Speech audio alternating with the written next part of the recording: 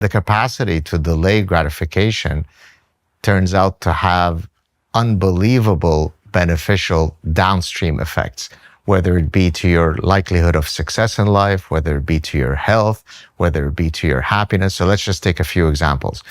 You and I sacrificed going out and partying when we were young, when many of our friends did so. We probably stayed in school. I don't know when you finished your PhD. I finished my PhD in my late 20s, when many of my friends would have already been earning paychecks for 5, 6, 8 years.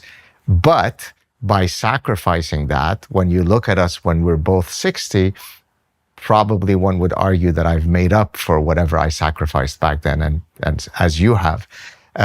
The marshmallow test, which of course you're very familiar with, there's research that shows that the children who were able to, pass the marshmallow test, to really not take that extra marshmallow when the experimenter was looking, if we track those children who had that delayed gratification reflex later in life, they were more successful. So it applies to everything. Think about weight gain, right? When I stop myself from having the immediate dopamine hit of that extra piece of chocolate cake, I am sacrificing the immediate pleasure today for making sure that in 10 years, I'm not much overweight, which, by the way, I greatly failed at many years ago when I ended up being 256 pounds, but not having the height of a football linebacker. And so many of our downstream either successes or failures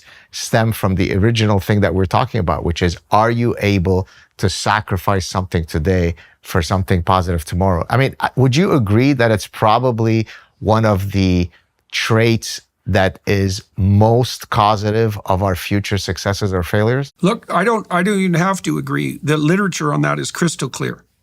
So the best predictor of long-term success in a complex, organized society is general cognitive ability, right? And that's probably something like, part of what that is just speed of thought. That's not all of it, because depth of thought, ability to juggle multiple concepts simultaneously, but it's a unitary phenomena, general cognitive ability. It's indexed with the SATs and the GREs and the MCATs, all of these tests of cognitive merit. But the next best predictor is trait conscientiousness. And conscientiousness is orderliness and industriousness. And both of those are markers of the willingness to. It's complicated, Gad, because we looked at the relationship between trait conscientiousness and future discounting. And in the future discounting tasks, we couldn't find a relationship. So whatever future discounting is indexing with regards to the ability to delay gratification is not exactly the same component of sacrificial willingness that conscientiousness indexes. We probably tried 50 laboratory tasks trying to find an actual task that trait conscientiousness predicted, and we couldn't find one.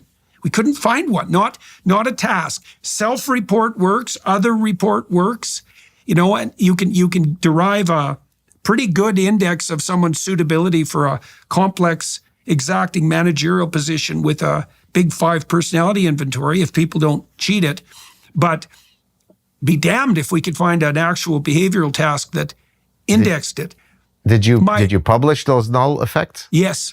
No, have you tried publishing null effects? Well, that's the reason why I asked this, because one of the great stories of my null effect story is back in, I think, the late 90s.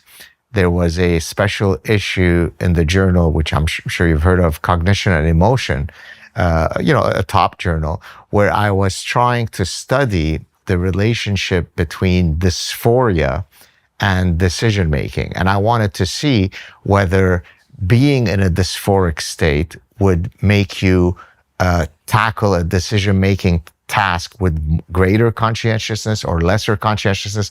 And there were theories that could predict either, right? So some people thought when you're dysphoric, you're sort of in a learned helplessness mode. Life sucks. Who cares? I'm not going to put much effort into the task. Whereas there's another research stream that argued the exact opposite, which is when I feel dysphoric, one of the ways that I can gain control and mastery over my environment is to put in more effort into the decision. Right, sure.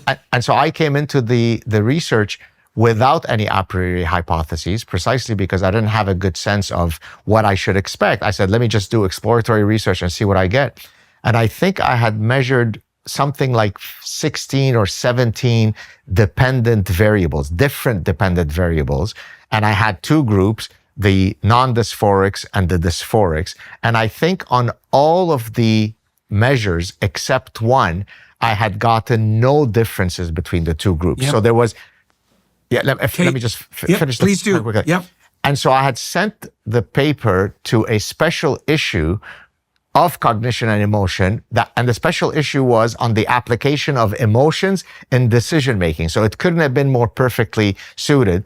And the guest editor at the time, who's a famous psychologist whose name you would easily know, but turned out to be an utter abject asshole, because I recently gave a talk somewhere on some of the parasitic stuff, but he really hated me because he was of a different persuasion. He's an ardent leftist. But in any case, he wrote back to me and said, look, I would love to accept this paper, but unfortunately, Gad, it is laden with nothing but null effects.